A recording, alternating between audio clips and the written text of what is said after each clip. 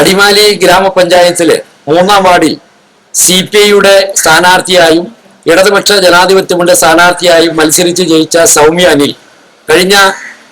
തെരഞ്ഞെടുപ്പിൽ ഇടതുപക്ഷ ജനാധിപത്യ മുന്നണിയെ വഞ്ചിച്ചുകൊണ്ട് കോൺഗ്രസിന്റെ പഞ്ചായത്ത് പ്രസിഡന്റായി തുടരുകയും അങ്ങനെ ഇരിക്കുമ്പോൾ പാർട്ടി തെരഞ്ഞെടുപ്പ് കമ്മീഷന് പരാതി നൽകുകയും അതിന്റെ അടിസ്ഥാനത്തിൽ കഴിഞ്ഞ നിരവധി മാസങ്ങളായി നടന്ന ഹിയറിംഗിന്റെ ഭാഗമായി ഇന്ന് അടിമാലി ഗ്രാമപഞ്ചായത്ത് പ്രസിഡന്റായിരുന്ന സൗമ്യ അനിലിനെ ഇലക്ഷൻ കമ്മീഷൻ 6 വർഷത്തേക്ക് തെരഞ്ഞെടുപ്പിൽ നിന്നും വിലക്കുകയും അവരെ അയോഗ്യരാക്കിക്കൊണ്ടുള്ള ഉത്തരവ് ഇന്ന് തെരഞ്ഞെടുപ്പ് കമ്മീഷൻ പുറപ്പെടുവിച്ചിട്ടുണ്ട്. ആയതുകൊണ്ട് ഈ പ്രസ്ഥാനത്തിന് വേണ്ടി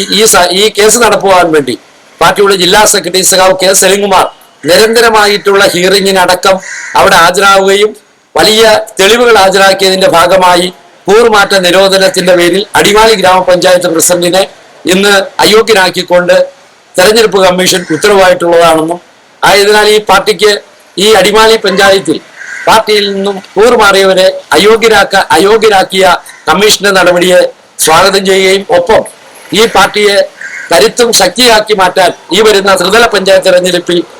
ഞങ്ങളെ ഇടതുപക്ഷ ജനാധിപത്യ മുന്നണിയെ വിജയിപ്പിക്കുന്നതിന് ആവശ്യമായിട്ടുള്ള നടപടികൾ സ്വീകരിക്കണമെന്ന് ഈ പ്രദേശത്തെ മുഴുവൻ ബഹുജനങ്ങളോട് ഞങ്ങൾ അഭ്യർത്ഥിക്കുകയാണ്.